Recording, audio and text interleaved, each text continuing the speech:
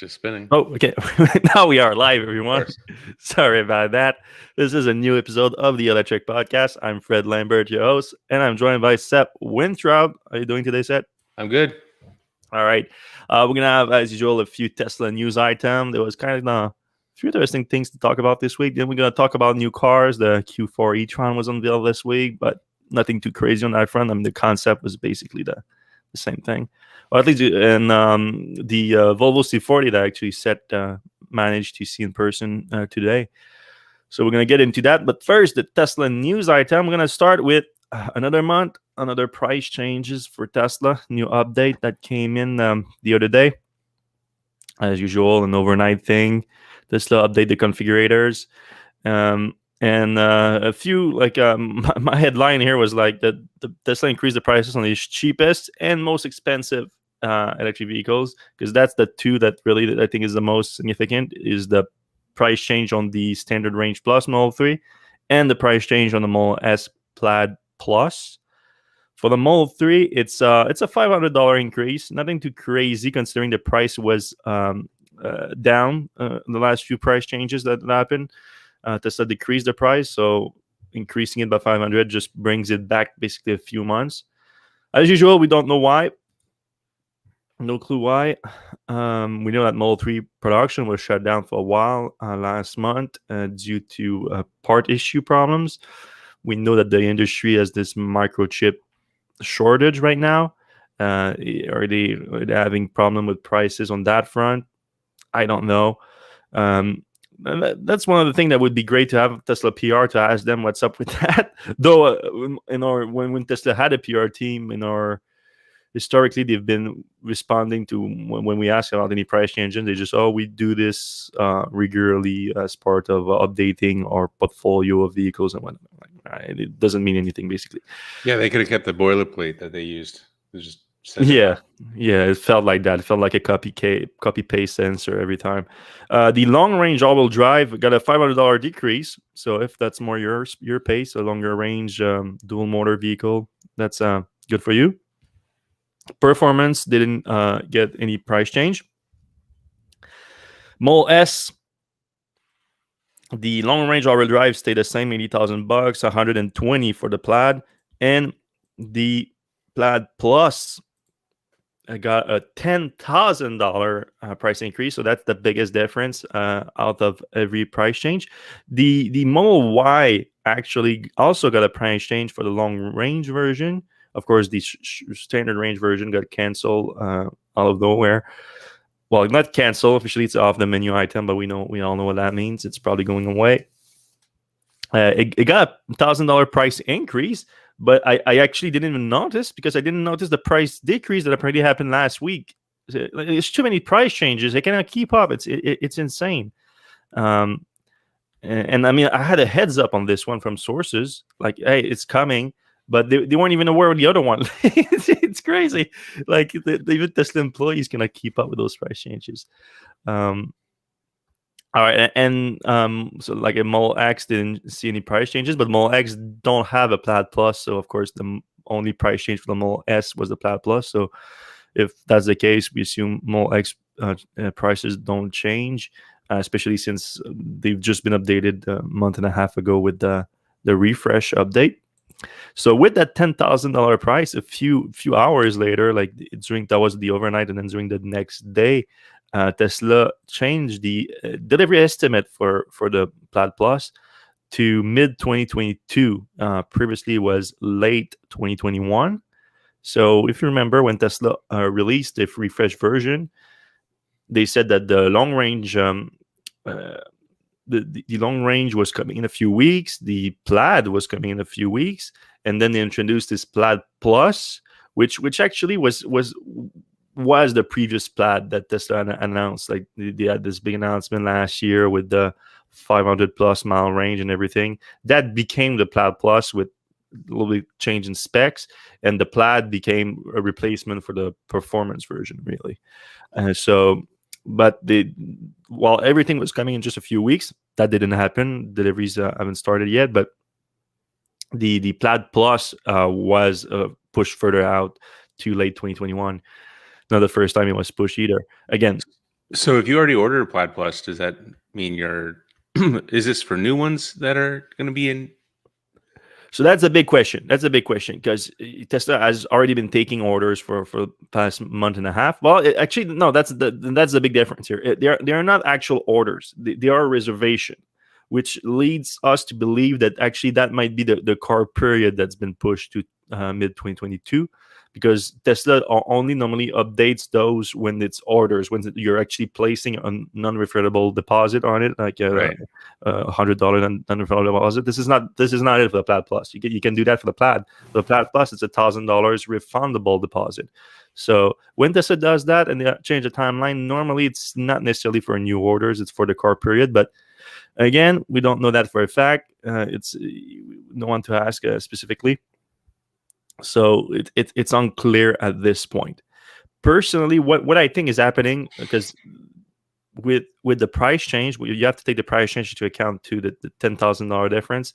I think this is purely Tesla trying to sell the Plaid version, because I have a feeling that that when Tesla unveiled a refresh in January, they found themselves getting more reservation for the Plaid Plus than orders for the Plaid, which is coming in just should be any day now that the deliveries start.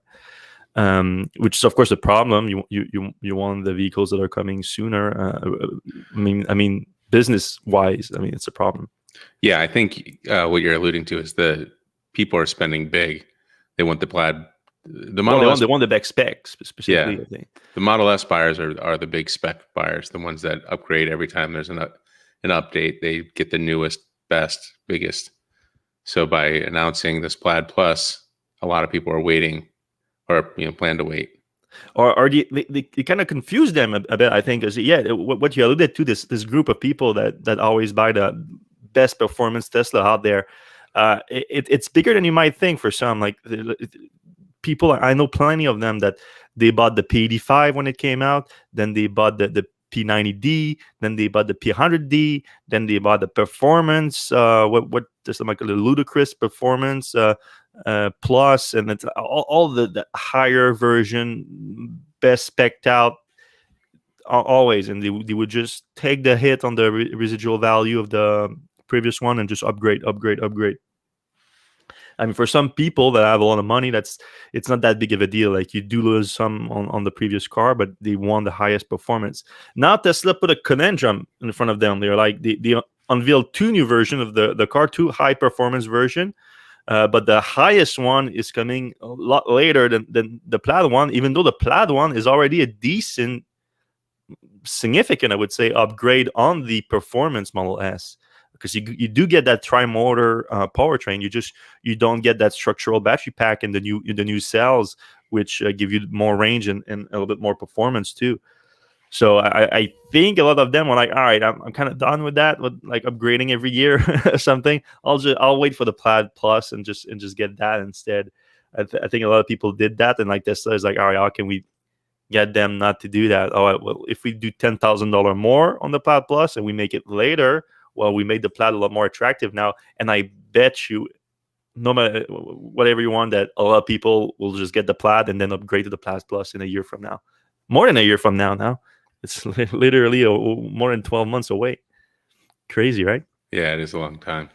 I wonder, that might be good if you're looking for a Plaid regular. If you wait until midsummer next year, you're probably going to have a lot of used regular Plaids on the market. Yeah. And it's not like the regular Plaid is too shabby of a car either. Not at all. It's a very nice car, especially with the upgraded interior and everything. So yeah, I mean, that's a strategy if you're into that. But yeah, I mean, it's gonna be a crazy year next year with the Plaid Plus, the Roadster supposedly coming too. You think the Roadster's coming? I mean, the Roadster also is going to be based on that 4680 structural battery pack thing. So right. And Elon has indicated more recently that 2022 is going to be the year for the Roadster. But at the same time, like now you pause, you present another decision to make to those people that like to have the high performance Tesla, Right. like either because I mean, start the Plaid Plus and the Roadster are going to be pretty close in terms of performance. Of course, remove the SpaceX package thing. I mean, I don't even know how the SpaceX package is going to work exactly. I don't even know what's going to be the take rate on it. Are people actually going to go for that or not? Like, this is all up in the air. But remove that. Remove the SpaceX package. They're going to be pretty close. Like, I would argue, like, if you want, it's going to be a more design thing and versus functionality. Do you want a little bit more functionality in the car? Like, apparently it's going to maybe even be 7-seater option at some point versus this small 4-seater. But then you have the design aspect of the Roadster. It's more like a supercar looking type of vehicle. Yeah, I mean, we're assuming it has the same powertrain. It's just a smaller car, so theoretically it would be faster as well. Yeah. Oh yeah, for sure. It's going to be a little bit higher performance. I mean, at that point, if you can afford a Roadster, right? You can afford both a Roadster and a Model S. Yeah, why not?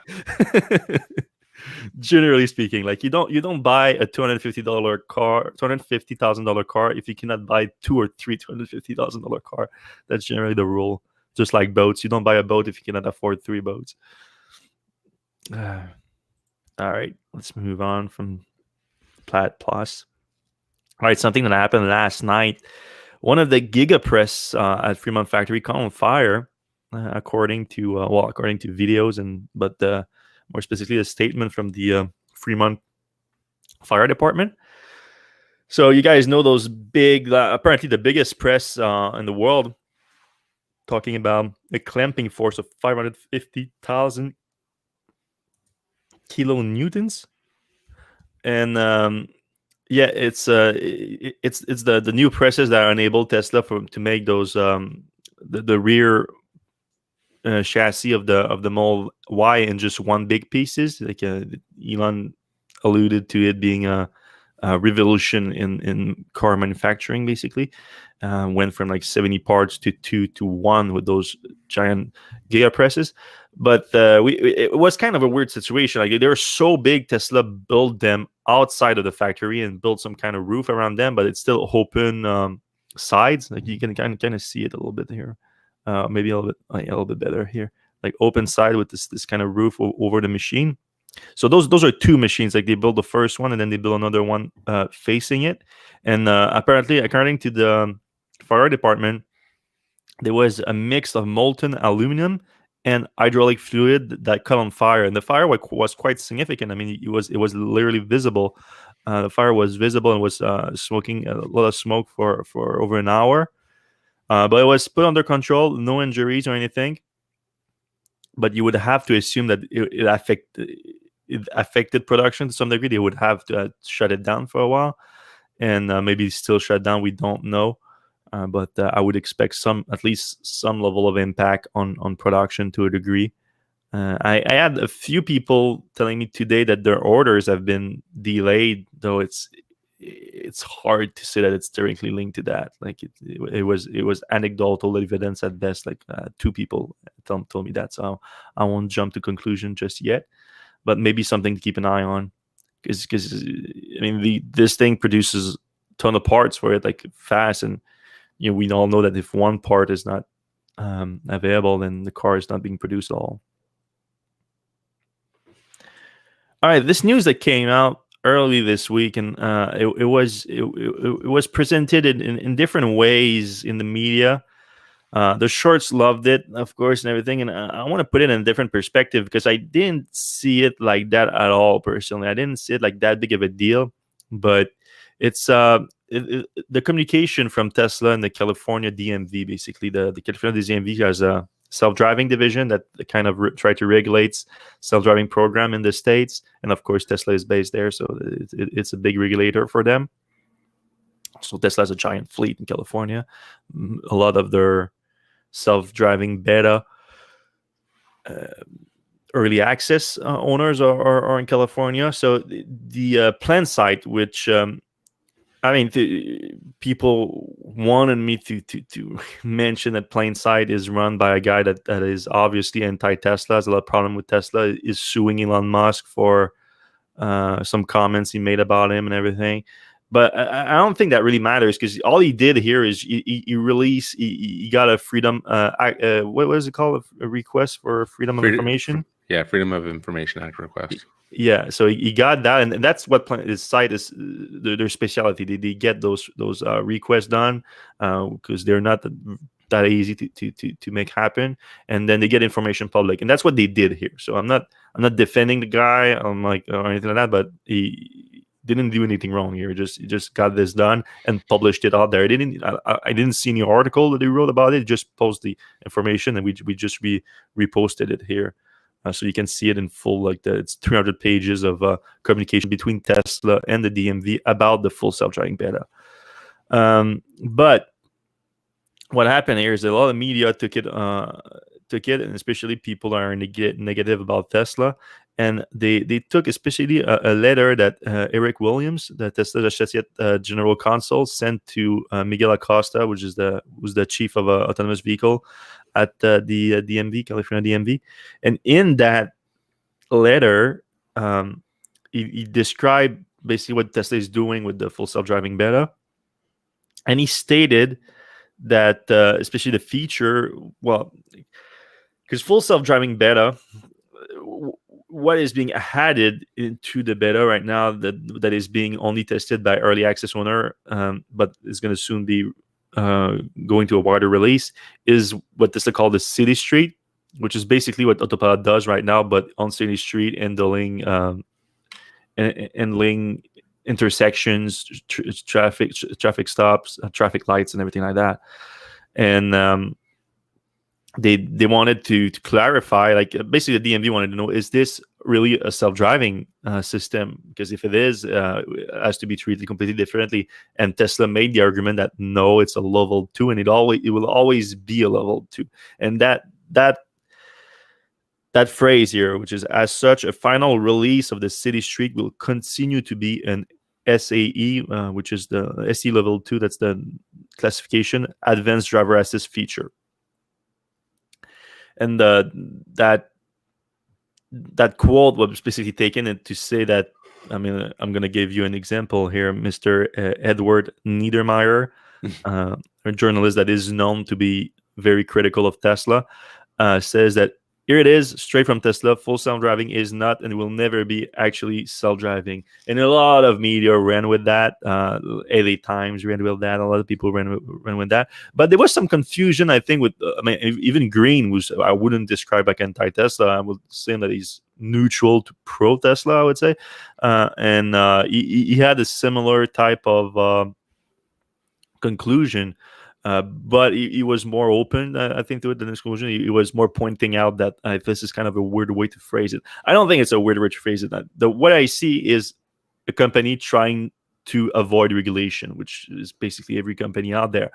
But it doesn't mean that the full self-driving package will not deliver full self-driving eventually. It just means that this beta of the feature is keep the responsibility with the driver, which makes it a level 2 driving system. It's not full self-driving in the term that the DMV recognize it. So that's it. That's all it is. People saying, "Oh, it's not going to be ever full self-driving." It's like, yes, technically this feature won't ever be, but another version of it in the future will be. At the same time, I cannot blame the DMV for having question about it and people misinterpreting the whole thing, because Tesla kind of asked for it with the whole calling the package full self-driving, and I guess what brought some confusion too is that the city street feature is kind of the last feature that's named as an upcoming feature under the package. So that might leave people to think, all right, so once that comes, then package is complete, full self-driving package is complete, which is not really what happened with the city street feature going to wide release is that Tesla achieves what Elon is being referring to as feature complete full self-driving, which means that all the features together achieve a system that can drive the vehicle by itself, but for it to be fully self-driving, and which normally for most people means that the responsibility lies with the system, or Tesla in this case, instead of the driver himself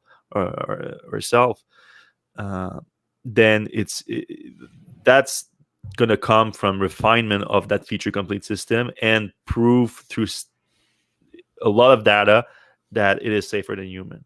That's the way I understand it. Did you get into it for Seth on this one? I know you were busy this week, man. Yeah, I did look at it. I wonder if like Tesla just didn't do the paperwork. They were just like, look, let's just get the paperwork done for what's going on right now, and then when we get to level 3, 4, or 5, we'll just start some new paperwork. Well, that's 100% true. That what you just said is 100% true, because if you read the whole documents, and again, there's 200 pages, and I went through them on Monday, the thing that stuck out the most to me is how many times the conversation started with the DMV emailing Tesla with something like, hey, I see media reports about Elon Musk claiming that they're going to release a new feature on their full self-driving this week. Can you talk to us about that? And Right. Tesla being, yeah, sure, let's talk about it. So like Elon tweets something, it gets into the media, the DMV hears about it, and then they ask Tesla. That was the chain of communication here, which is kind of not great. No, not great. But so yeah, also not unexpected either. No, you're right. But yeah, I think you're right about like the Tesla just that doesn't have necessarily the documentation. That's the thing. You talk about the documentation. I saw several times too the DMV asking, do you have like a presentation, like a PDF or like a PowerPoint that you can send us explaining the feature? And we're like, nah, we can give you a call though and like explain to it, or we can send you the owner's manual or something like that. Or we have a couple tweets that a couple of Elon fans just screenshots of tweets. Like that's the best up-to-date information we have for this government agency that's regulating us. Yeah, I mean, we know that Tesla is trying to avoid the California DMV at all costs with the disengagement report that they have to do every year. Like they went out of their way to make sure that they don't have to report anything on that, or if they do, it's like minimal. It's just for like the videos that they're doing and whatnot. I have to think that's not true. Like I strongly suspect that Tesla might be doing some testing that they're not reporting in California that they should be. They should be. Yeah. Like especially when Elon is like, oh, I'm testing this like this alpha build that's driving me fully like from home and everything, and those are not getting reported for sure. Definitely. But I mean, to a degree, I guess you could say like, oh, but I'm still responsible for it and everything, so it's not full self-driving. I don't know, but I mean, he's probably got like an engineer in the back seat, like with his computer, like making changes on the fly. You got Grimes taking notes on the side, like, oh, we're gonna have to change this, we're gonna change that. Or maybe I guess X by that point is probably able to write notes at the side, like, right. I wouldn't be surprised. All right, Howdy, our good friend Howdy's unveiled the interior, not the full Q4 e-tron, but I mean, nothing is going to be too surprising interior or exterior wise. The concept that they unveiled just last year was a year from production, so they're not. It's not like going to be super toned down. Everything's going to be pretty close to what they unveil, and that's what happened with the interior. Looking good, looking very Audi-like. I like the seats a lot. But what do you call this kind of mesh? I don't know. Yeah, it looks cool. Yeah. I noticed that lead image. That looks like it's in Bruges in Brussels, near in Belgium, near. I think that's where it's being produced, right? Right. They have a factory near there. I like those seats too, man. I like the seat. Audi has great seats. Yeah, they do their interiors really well. Yeah. But the big unveiling was they're gonna have the latest augmented reality heads-up display. And I mean, I saw the latest one on the e-tron, and I was really impressed by it. I mean, I like a good heads-up display, and I agree. That I mean, it kind of just disappears when you're driving long term with it, but you have at your while you're looking at the road, you have the speed, the lane control. It's all kind of just right there. Yeah, and Audi has a good one where it doesn't feel like it's in your face. It feels like it's 10, 20 feet in front of your car. it's really like so you're really like looking at the road, and there's information on the road, which is very nice. And it's more than just your speed and like the speed limit, and it's like you also have a navigation on it, but you also have this like it really it sees the cars in front of you, and it gives you like indication on it and everything. It's really cool. And if there's no card, you can sometimes, I mean, on the last one, I don't know about this one, but they would give you like you could see your next turn from the navigation, and they would literally like have it on the road, the turn itself. In this case, they have just that here, but I'll say maybe that is it. Maybe that like turn left, though I don't like that animation for that. I don't think it's the best way to show that. You have your cruise control information in it and everything. I mean, yeah, but the full unveiling is coming, I think, next week, and we're gonna see the exterior too, and we're gonna get the final production spec, which I think is what we are most interested about. But we know that the Q4 e-tron is basically Audi's Model Y competitor. Model Y, Mustang Mach-E, and I would say BMW iX3, but not here. And Volvo Recharge. Yeah. I mean, we can get into that since we're talking about those. We're talking about that segment. So you have the Recharge X40, and we talked last week about the C40 being unveiled. And what happened in Manhattan? You managed to get like a quick first look. Yeah, so I was on Volvo's email list for looking at the C40. And they emailed me as a potential customer, not as a journalist, because I guess journalists aren't quite getting a look at these things yet. CNET is the only other outlet that's seen this thing in person. So I went down to Manhattan today, and we had a COVID safe look around the car. It's really nice. I mean, basically from like the door handles down, it's pretty much the same as the XC40. This one's more like a coupe. I mean, it's really not a coupe. It's pretty high off the ground. Yeah. So you had mentioned earlier, it's what Audi Sportback is to the e-tron, and it works. Like it for sure is a great looking car. I like that color. Yeah, the color's nice. The interior is really nice. I think Volvo does a great job there. This one has a vegan interior, which is what happened in this picture. Yeah, two-tone. It's got I think the carpet's made out of recycled water bottles, plastic bottles. They do a lot of that. Volvo, Polestar has this too. Like they're very focused on sustainable materials. Right, and I think it's Volvo's first fully vegan, because they do have leather in a lot of their other cars. So this is their first fully vegan interior. It's a nice car. Like I really like. This is one of the. I mean, not this one, but the XC40 was one of the only cars my wife was like kind of excited about test driving. One of the only EVs. We're Tesla owners at the moment, so it would have to be. The range on this one's kind of the big problem. This is going to be similar to the XC40, which has 210 miles of range currently. Volvo told us, and I think we knew this before, that they're going to do a software update, likely eliminating some of the buffer on the battery, and hopefully they'll get closer to 250 miles of range on the C40. Although the Polestar 2, which is pretty much the same drivetrain and battery, gets 233 miles of range. So I wouldn't expect too much beyond that. Inside, it's what is it called? Google for cars, Android for cars, which is a lot more than Android Auto. It's built in, and if you use the Android phone, you'll know your way around it pretty well.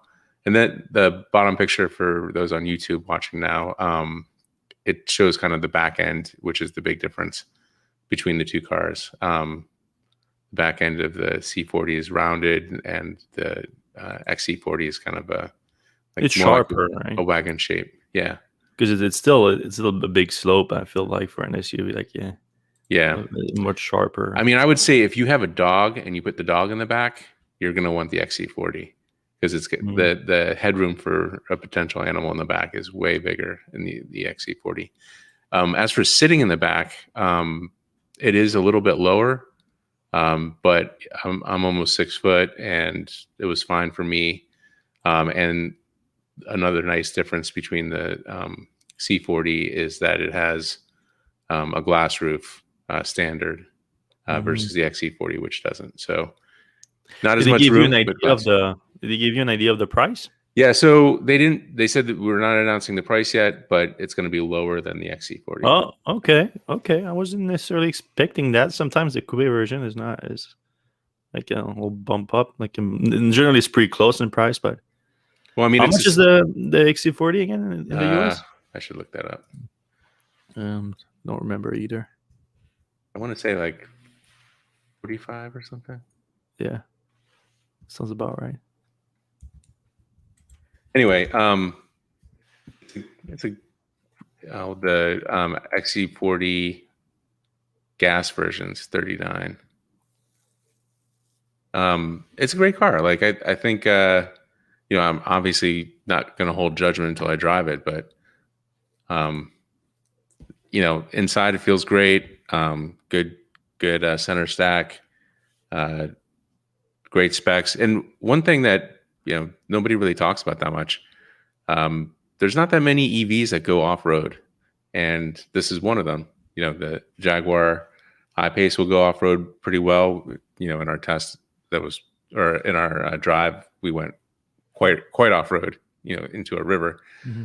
But this is another one that'll big ground clearance, big wheels. It'll go off-road pretty nicely. Mm-hmm. Yeah, excited for it. But not coming in the US until next year, deep into next year, is it? Yeah, spring 2022. But the XC40 is out now. Yep, for sure. All right, we have 2 more news items that we're going to discuss real quick, and then we're going to jump into the comments. So I see there's already quite a bit up, but if you have any questions, put them up right now in the comment section. Whether you're on Facebook, on Twitter, or on YouTube, we're going to see them, and we're going to try to answer them in a second. Canoe came up with. I should give a warning on this one. If you have safe for work. Yeah, unless you have a strong stomach, I have a bucket next to you because this is a puke-inducing images that you're gonna see right now, and that's the pickup truck. We call it that Canoe unveiled this week. And I don't know what's up with Canoe, but they have this. I mean, their van is, I guess, they have this design for their van, and like, everyone is unveiling a pickup truck. We're gonna make a pickup truck out of the van if it kills us. And they just snapped out the back of it and put big wheels on it too, to be fair. But yep, that's it's not a good looking vehicle. Although, like, I don't know. Maybe I mean, some people will like it. I mean, it's certainly unique. It is unique. It feels kind of like spaceship-ish in a way. But you could make that. This is kind of a Model X like windshield that you got here, but the front end just doesn't work. Like they have to do something about that front end. It doesn't work. Yeah, I don't know what they're going for there. Really, you look at it and you're like, it doesn't work. Like something is off, and I think it has to do with the front end here. Because I know like this windshield is doable to a degree, but I don't know. They unveiled it. For those who don't know, Canoe is that even how you pronounce it, Canoe? Not sure. But it's kind of a spin-off of Faraday Future. At one point, Faraday Future hired these German dudes that came from established companies in Germany, and it was YT back then that was leading Faraday, and they brought these guys in, and they're like, fix the company. And then they tried, and then they butted heads with YT, and it apparently didn't work. So they left. But what they were doing back then for Faraday is try to raise some money for them.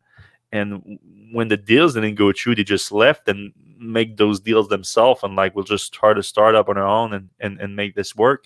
And to their credit, it's kind of working. Like, it's the company raised a lot of money, and they looks like they're gonna bring vehicles to market. Maybe not that thing, but their van thing makes more sense, and they have this kind of subscription service for it and everything that some people are hyped for. The like some kind of everything included, the insurance and into like a monthly subscription instead of a purchase or a lease.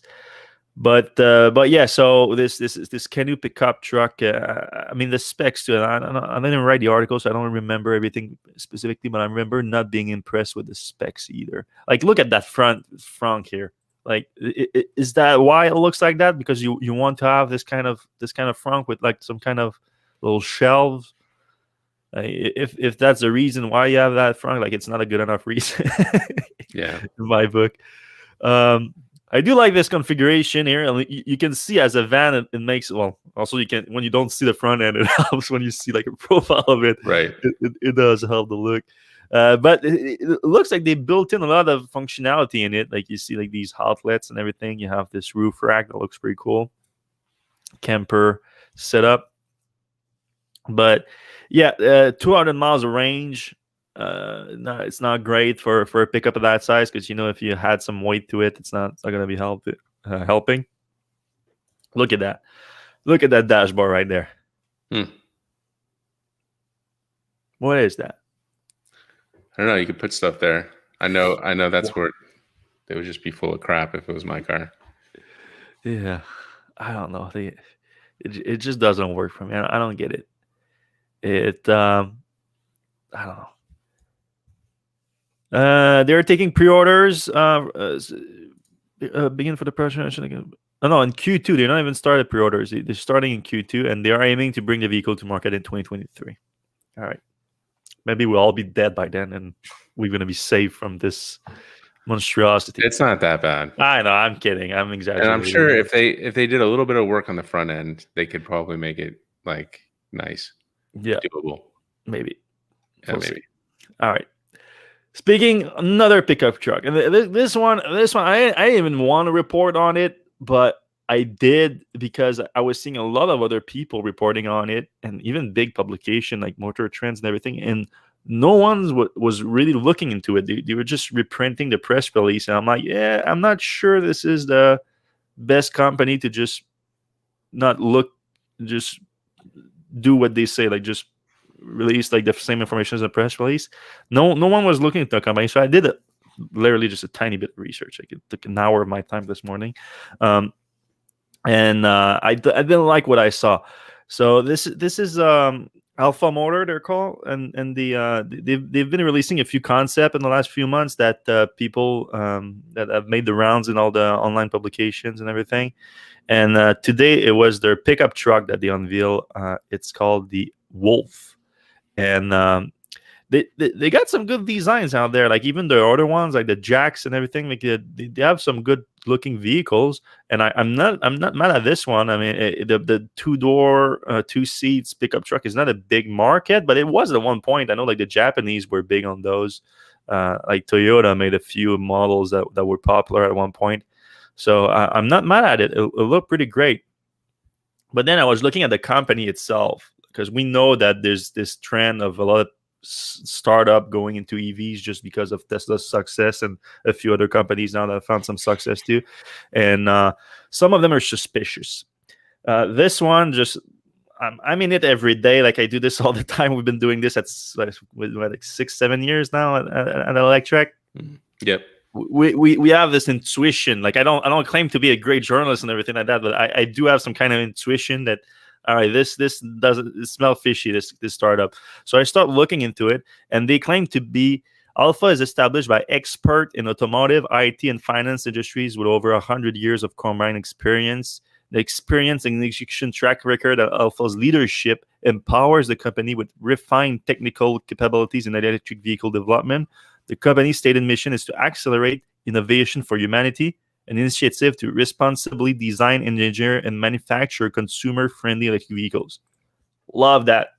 Love everything they said there. That's right in line with our mission and everything. But then I'm like, oh wait, who's that leadership? Who are those experts? Because the website doesn't list any person, any founder, any CEO, anyone behind the company, any employee. None of that 100 years of combined experience. So I do a quick LinkedIn search. 2 people are listed as working for Alpha Motor. That doesn't mean that only 2 people work there. It just means that 2 people have listed their job on LinkedIn as Alpha Motor, so they could be not hiding anything. But those 2 people, one guy named Kevin L, doesn't give his full last name, just L. No work experience other than being an executive at Alpha Motor. The other guy is Lawrence Eric Go, who's definitely a real person. If you look at the LinkedIn and everything, there's a lot of experience as a copywriter based in California, and lists his full-time job as a copywriter, writing press releases for Alpha Motor. Okay, that's fine. But then you look a little bit further at Go, and his job before that was doing the same thing, writing press releases for Neuron EV. And if you guys don't remember Neuron EV, that's perfectly fine. You shouldn't have to remember them. But we reported on them like 2 years ago, and they did similar thing to Alpha Motors. They unveiled this kind of lineup of electric vehicles and just concepts, basically, including one that was like a Tesla Semi clone, basically. And now the company is gone. Like, you cannot find anything about them. The business registration is still active. I checked today just to be sure, but their website is down and everything, so they're gone, basically. I pulled up the business registration for Alpha Motor in California and Delaware, and it was weird. One registration from last year lists a guy named Michael A. Smith, which, if you want to invent a name, that's the name to invent right there. And because you just cannot look him up. You cannot look a Michael Smith up. There's going to be tens of thousands of them. But then they changed it up, and they listed in January. They updated the filing, and they listed a Kevin Lee as the CEO. So it might be that Kevin L guy. The only Kevin Lee I know is a UFC fighter. So and again, that's a very common name, Kevin Lee. So there's no way to find those guys. So yeah, that makes me extremely suspicious of them.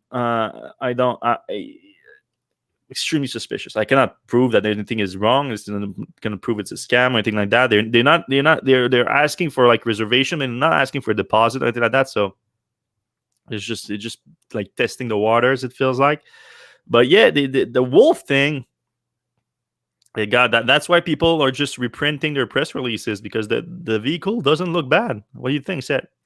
I mean, the Nikola Badger didn't look bad. And well, I think this looks cooler than the Badger, personally. Okay, I get your point. Yeah, I like the solar idea as well. Obviously it's not going to run off solar, but having that as an option is nice. Yeah, like it looks pretty cool. If they could build it, it would be awesome. You want to know a way that an EV startup is probably a scam. You look at the specs. Normally the specs are like outrageous, like 500 miles of range and everything like that. The specs are not crazy in that case. 250 to 275 miles of range, dual motor, all-wheel drive. They do list a front-wheel drive version, which I don't really know for a truck. Well, yeah, why someone would want a pickup truck that's front-wheel drive. But yeah, other than this weird little thing, the specs are pretty reasonable, but the price is pretty crazy. $36,000 before incentive. That's ambitious. Yeah, or not real is another way to describe it. What is the battery size on this? They don't list the battery size. They just list the range. Huh. I didn't see any battery size. I don't know. I mean, it's a smaller, it's not a big truck. Like it's not a big truck, but it's still a truck, so it's gonna have really bad aero. Yeah. And those tires are definitely not eco tires. Yeah. That's off-road tires, but yeah. So I figured I'd post about it because, again, I was seeing like Motor Trend, Inside EVs, and all those people just reposting the press release, and I'm like, let's put some actual information out there. Like, just do an hour of research instead of just posting the press release. Right. Yeah, I want to see that thing like off-roading. That would be. Yeah, I would like I would like Tesla to make something like that, like with actual like real technology behind it, and not just press releases. All right, let's jump into the comments and the questions. All right, here we go. Price changes make no sense from Jonathan Root. That's kind of our point of view as well. Keeps people guessing. All right. Peter Ferret says all manufacturers do price changes. You see Teslas because of their direct-to-consumer sales, whereas dealers smooth it out. I would say the dealers probably do more price changes, like, from the time you walk into the door to the time you're paying for it than Tesla does. Doesn't mean, I don't know. Yeah, but I see a lot of Tesla fans saying that, which, I mean, I get it, I understand, but my point of view is this is supposed to be better than that. Like was the whole point of owning their distribution system, is like we're not like dealership. We don't do the dealerships things, and I feel like the constant price changes is more dealership like than what Tesla was aiming for. But I do understand that you need some price changes at times, so it's not. So it seems like too many. Yeah, for sure. All right. Peter Salazar says Tesla says it's already using internally their new batteries, but when do you think Tesla will start and announce it is using them on vehicle storage for sale? Will it be on Model Y, Berlin, Plaid Plus? I think he's referring to the 46. Yeah, I mean, Berlin for sure before Plaid Plus, I feel like. But we just saw last weekend that the Tesla Semi was spotted. The new Tesla Semi prototypes was spotted driving on the test track at Fremont factory, and right now the assumption is that the new Tesla Semi is using the new cells, because Tesla announced that vehicle that from Tesla that is using the new cells. All right, Jonathan Root, Tesla dropped the price of the standard range by $2,000, then it canceled it a month into production after saying they wouldn't produce it. Yeah, we discussed that. That was the Model Y. Okay. All right, here's something interesting. Jay Hill says Tesla will not deliver my Model S to Burlington, Vermont for tax reasons, with quotation marks. They want me to go to New Jersey, which is quite far, to get it, even though 4 years ago they did deliver it to Vermont. That seems quite strange. Yeah, and why New Jersey and not like Albany, New York? That seems like a lot closer. And they could just put it on a truck, you would think. But for tax reason, for whose taxes? For like sales taxes for the buyer, or for the Tesla? Yeah, they should. I mean, if Vermont's throwing extra taxes at them, they should just pass that along to you. So maybe, I don't know. But then, even though, like, if he's gonna register them in Vermont, if you register a new car, that you're gonna pay the taxes, no? Right. I don't know. Maybe there's some weird dealership stuff going on up there. Yeah. Hope not. All right. Miles Davis. Wow. Do you think that the newly unveiled Canoe truck will ever come out? Seems like a lot of EV trucks are vaporware. Yep. I mean, I don't think a Canoe is vaporware. I think they have real technology and everything. Like they have a big staff, and they are backed by a lot of money and everything. It's not. I wouldn't compare, like, I knew we did this 2 stories back to back. I wouldn't compare Canoe to Alpha Motor. And I think Canoe is a lot more legit than Alpha Motor, but that truck, I think they should focus on their van and everything, or the multi-purpose vehicle they call it. They don't even call it a van. Yeah. All right. Jay Hill's back. Musk's attitude issues may someday come back to haunt him, like refusing to fix the screen issue and telling me initially they checked my vehicle and there were no problems. I mean, that's not necessarily Elon Musk that check your vehicles and told you that no problem. That's more like Tesla's service issue. But I mean, yeah, I mean, Elon's attitude is always coming back to haunt him. It's not like it could in the future. I mean, just today was announced that someone else is suing him for some tweets that he wrote. So it's always haunting him. Yeah. Just like a dog that flows on water on his back. All right. So on the optimistic side, will the new S have provision for a tow hitch for a bike rack? I mean, for a bike rack, you can put it pretty much a tow hitch on any car. Yeah. But I don't know about the new S.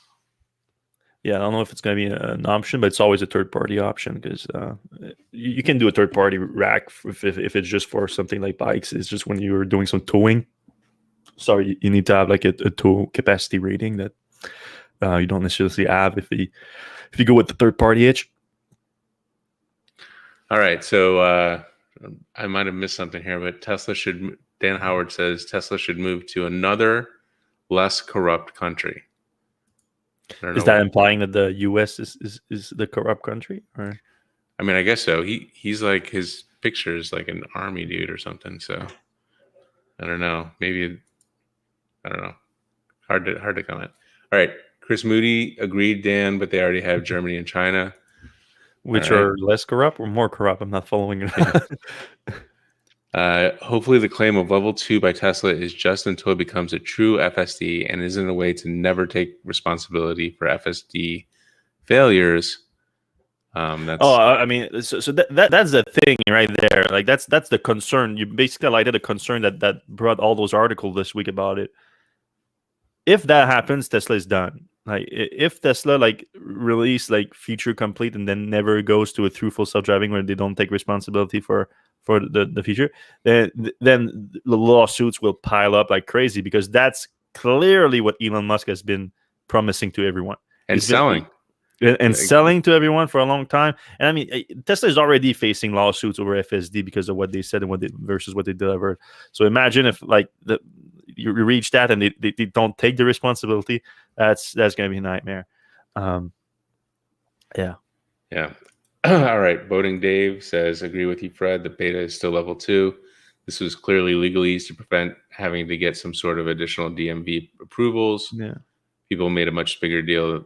Yeah, I was surprised how big of a deal people made out of it. Like by the LA Times. I mean, what's the guy's name that he's always on Tesla's case with nothing. Right. Forget his name, but I saw plenty of others too. That sometimes it's like who discovers it. If it's the Tesla Q people, then it always has a pretty negative spin based on toward away from reality. I mean, Plain Sight released it, which clearly anti-Tesla, but I mean, I don't follow Plain Sight that closely. I just saw their drop on their website, and that was just the information. They didn't frame it in any way.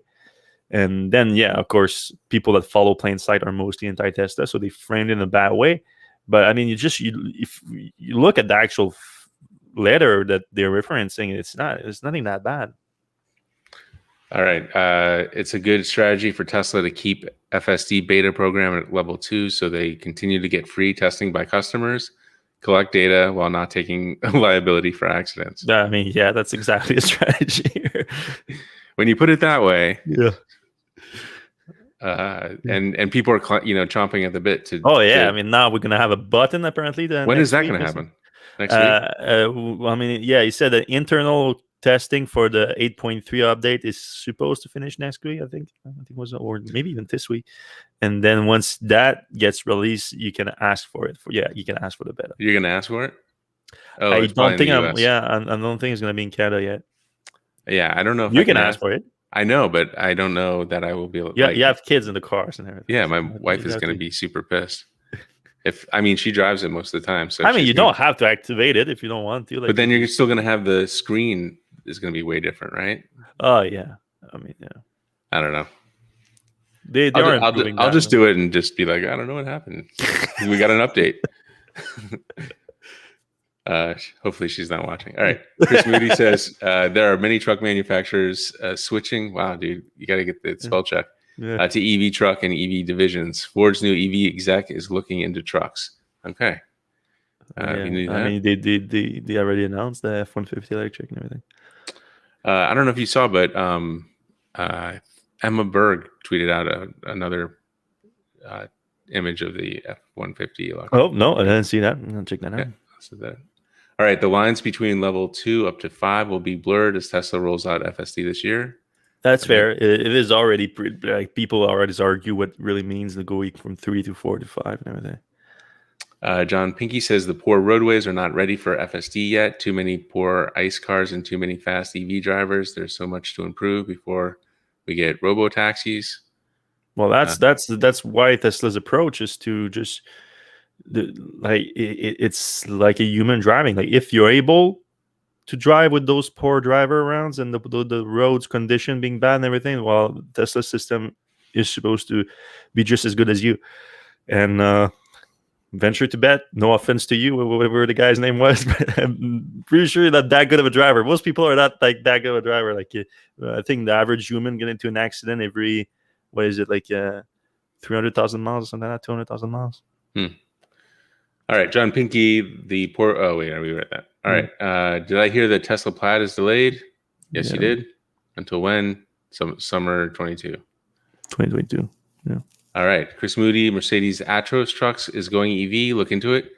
Do you one better? I drove in one last summer, or maybe it was before that, 2 summers ago. Yeah. Yep, they're coming. They already delivered a bunch of them. There's already a bunch of customers. Yeah, they're on the roads. Yeah. Dan Wright says, any word on 2021 S Plaid delivery to California or anywhere? Any day apparently now. Like we've seen them in Fremont and everything. They're just going to validation testing and everything. But I would expect by the end of the month for sure. Yeah. All right. So self-driving trucks is a bad thing for national drivers and companies. I don't agree with that. I think you can get more stuff going on there. Yeah. All right, Fred, any additional information on the Wall Street Journal article today regarding short seller Hindenburg research targeting Lordstown Motors? They claim some of the 100,000 pre-orders were not real orders. That wouldn't be surprising. Yeah, I mean, I haven't read that article. I'm gonna have to look into it. I didn't know that Hindenburg published something on Lord's Motor. If you don't remember, Hindenburg is mainly known for like taking down Nikola Motor, which they did brilliantly, in my opinion. Now I'm surprised that they're going after Lordstown, but you know what? Like if it's around the claim of the 100,000 pre-orders, I'm not too surprised because that claim was kind of weird in the first place. It was all like fleet orders. It was before like even customers order. Like Lordstown always said that their pickup truck, they're focusing on fleet customers, and then they announced that real quick, like 100,000 pre-orders. But if they got access to their contract or something like that, I wouldn't be surprised if it's like very loose orders. That wouldn't surprise me at all. All right. SF says the VW Audi regen is pretty weak. To me, that's the only letdown. Should be an option for stronger regen. There should actually just be a dial. You should be able to decide. I mean, Audi did a big. I remember when I first tested the Audi e-tron in where was I? Europe. No, it was Abu Dhabi. Oh wow! In Abu Dhabi, they did this big deal with the regen where we were partnered up with someone else so driving, and they made us drive up this mountain and then drive back down. And as we drive back down, the co-pilot had this iPad that see a live version of the powertrain and the regen of it and everything. And it wasn't bad. I like the regen of it, especially coming down the whole mountain like that, like just zigzagging up the mountain. I felt, and I like a strong regen.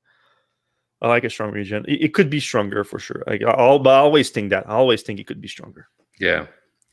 On my Model 3, I think it could be stronger. Yeah, for sure. I think Tesla is actually one of the weaker regens. I think the strongest is probably the Model S is not that bad. Chevy Bolt, maybe. I feel like the Model S is not as bad as the Model 3 for. Yeah. It's been a while for me on the Model S. Do you think Engage Tesla website was created to gear up the community to lobby for full self-driving legislation?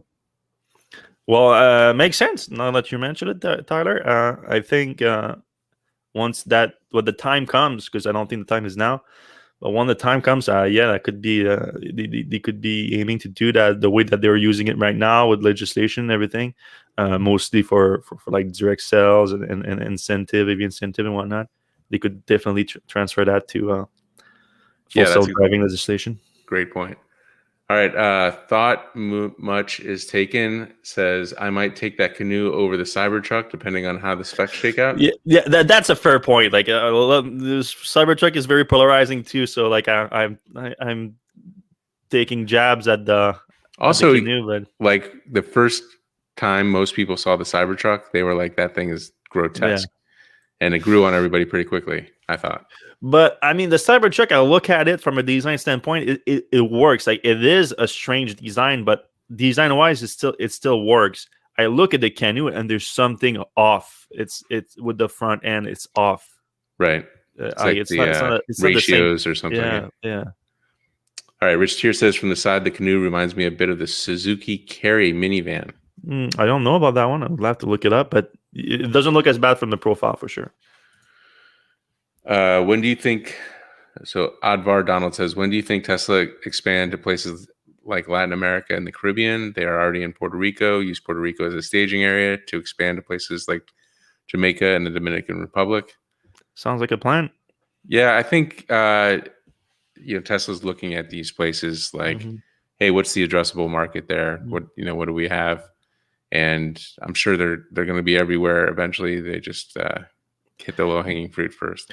Well, yeah, but for those smaller markets like the Caribbean, though, he has a point in terms like exactly. I think that's what he's saying now. Use fly text. Yeah. So that it's going to be the same time of rollout. So the Tesla is going to have one of their technicians based in Puerto Rico, and you can buy the car in Puerto Rico and have it shipped to Jamaica or Bahamas or whatever. And then if you need service, Tesla is going to fly a mobile technician there, but that's definitely more expensive. It's going to be. Igor Grubb says, what is your opinion of ID software, like Volkswagen's ID 4 and 3 or whatever? As I understand, they are trying to get this right. Otherwise, they have to get alliance with third party, possibly missing software revenues and independence. I recently did the VW ID4. You're the one who has experience with the software. Wasn't great. I'm a CarPlay Android Auto guy, so I most of the time I just stay in there.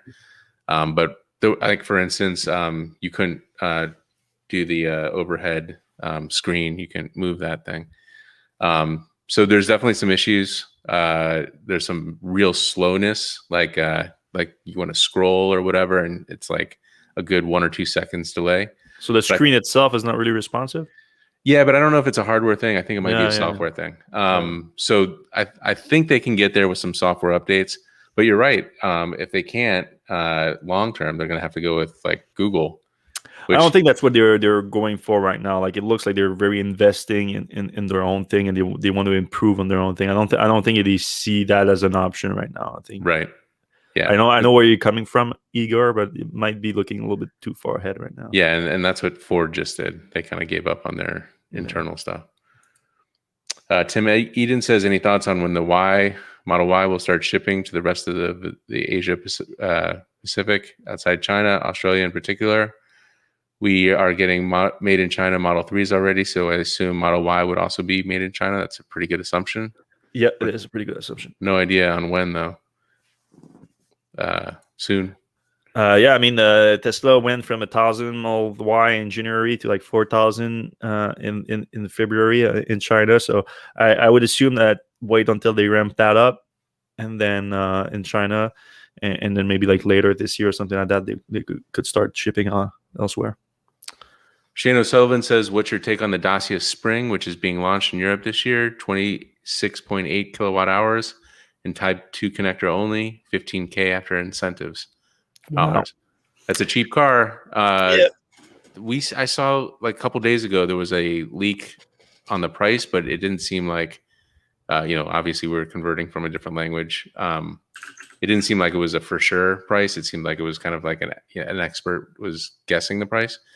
So if that's real, then that's an incredibly good price. The level 2 only connector seems like a bummer, but with only a 26.8 kilowatt hour battery, I don't think it's a deal breaker, especially at that price. I think it's like a small crossover. I think the Spring, like the shape of a crossover, but it's more like a small car. Okay, yeah, I mean, with that price, you're gonna sell a lot of vehicles, but you're not gonna go a long way on 26.8 kilowatt hours. Once it becomes more official, we'll definitely take a look at it. Probably discussed at length before. Will Toyota get a backlash from consumers when they launch their own BEV? I think they should. Well, and then I don't know what he means by that. Does he mean their customer? Right now, the customer will be angry that they are making a BEV? Well, I think, I don't know. I think he's saying like potential customers won't buy their EVs because Toyota's been advertising against EVs for so long. Yeah, that's something that our very own Jamie Dow has been pushing a lot. Like, and I get it. Like, there's in the EV community, this kind of resentment for Toyota. I mean, Toyota would have to come out with something awesome to get me to buy one of their car. It's I'd be surprised if they can get me on board or with their EV plans. This week they unveiled this teaser for the X Prologue that they call it. It looks like it's gonna be a BEV. But they sent it out only in Europe in their press release and through their media operation in Europe. So I think it's going to be an European car, not for the global market. Shane Sullivan says, "Did you see the camouflage pictures of the Ioniq 5 charging next to the Mach-E, captured by the Out of Spec Twitter page?" I'll have to No, check I that didn't out. see that. How did it look? Did it look similar in size or not?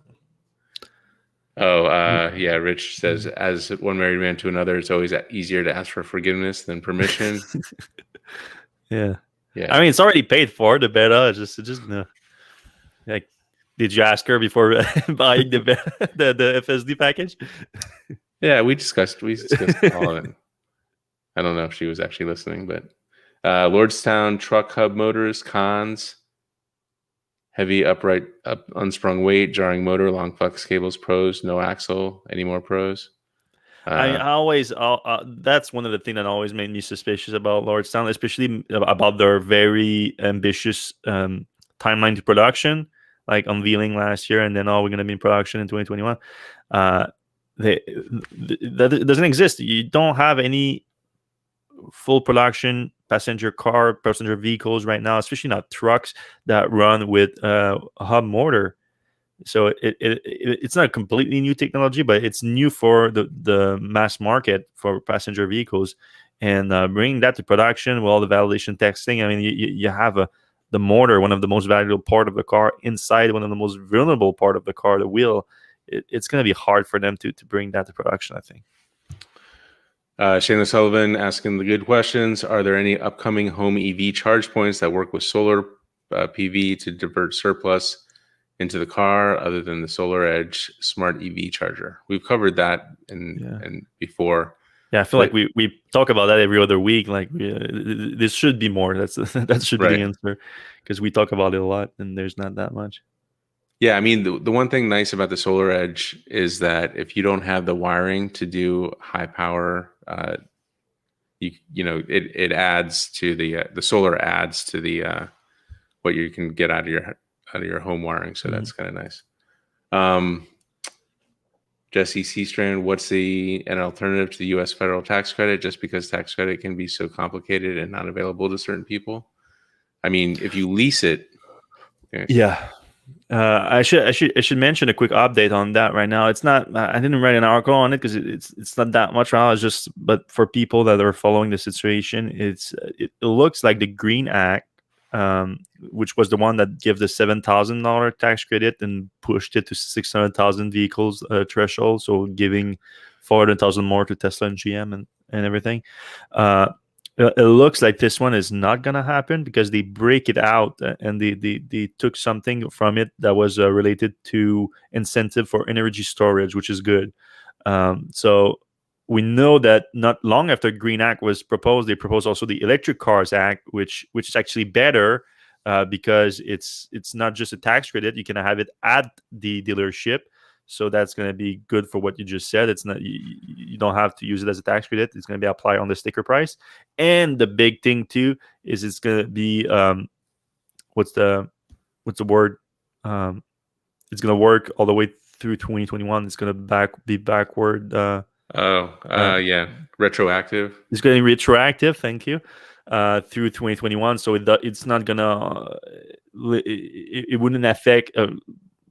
I mean, it's hard to say because it hasn't passed yet, but at least if it does pass, it shouldn't prevent you right now from buying a car, because the Green Act is not completely dead yet, but it looks like they are, because Democrats are in control. They proposed both, so both happen. Now it looks like the Green Act is going to die because they took away some part of it to use, and the Electric Cars Act got more sponsors, so it looks like this one's going to be moving forward, but it's all a gray area right now. All right. So people are some more smack talking about the Canoe. Is that not alone? Yeah.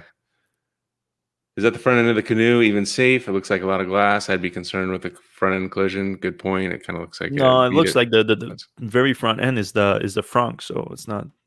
Yeah, that's true. There is some space. But it is fair though that the windshield does come very closer to the front end than like a regular car. All right, Dave Soley says, will Tesla's market share erode a bit as many other models are introduced this year, even just buying on new models, excitement, VW, Ford, GM, etc. Europe customers seem loyal to VW, Audi. I mean, I don't think Tesla is going to lose a lot of unit shares. I think they'll probably continue to grow, but as these other folks get in, they're going to have to lose some market share. Yeah, I mean, 80% is. Just reference Europe. I mean, the same thing is going to happen in Europe, in North America as Europe. The market share of EV is going to grow, and Tesla's market share is going to be smaller, but of a bigger, like it's like the big fish, small pound thing. Like it's the same thing. So as the market in the US and in North America is going to grow through, Tesla's market share is going to reduce, but it's going to be a much bigger numbers of cars. So Tesla's still going to grow. All right. Do we think that Chrysler Dodge brand is going to survive? Mm-hmm. It's definitely at the bottom of my list of the one that are going to survive right now. I think Ford, GM are in a much better position than Chrysler. Yeah. In Canada, we have a rebate that's applied at point of purchase, much better and easier than a tax rebate. Yeah. I mean, that's the federal one. In Quebec, it wasn't a tax credit, but I had to apply for them to send me a check for it, which they did. But it's a check cash. It's not tax credit. All right. Dave Soley says Canoe has a lot of versatile options with storage tables, feasible for work activities. That's kind of cool. Yeah. The practicality of it made sense. You just have to swallow your vomit when you see it to enjoy the practicality of it. You're not on the fence about that. No, I'm not. It's terrible looking. All right. Dave Soley, will Tesla Tariff Factory Texas more easily fulfill orders towards South America? Probably. A little bit easier. Can Mazda and Subaru survive? Those are also at the bottom of my list. Yeah. I feel like Subaru really has an opportunity here because, with the all-wheel drive and their customer base. But of course, that's what they're known for. Man. They dropped the ball big there. Are there any? They're the same boat as Toyota too, in some degree. Yeah. Are there any rumors about the 4680 scale production existing now outside of the Canoe facility? No, I don't think so. I mean, we reported this week on LG confirming that they're looking to make some 4680 for Tesla, either at the U.S. factory, a new U.S. factory, or a new European factory, but that won't happen until 2023. All right. What about Toyota announcement March 16th? What do we think about that? I think that's a Prologue. No, that the X Prologue. I think that's it. Unless I'm mistaken. All right. And one final question: is anyone else impressed by the Ioniq 5 charge times? Yes. All right. Yes. A yes or no question. We like those. Yeah. Those are easy. All right. Thanks a lot, everyone, for listening. I hope you liked the show. We liked it a lot. We liked a lot of good questions today. It was fun. If you like the show, you can give us a thumbs up. That's already appreciated. It's always appreciated on Facebook and YouTube. It helps with their algorithm. You can always give us a subscribe and a follow too, that to be notified when next episode is coming out and when we're going live. And on your podcast app too, if you subscribe, you're gonna download them when the next episode comes out. So do that too if you're into that. And we're gonna see you same place, same time next week.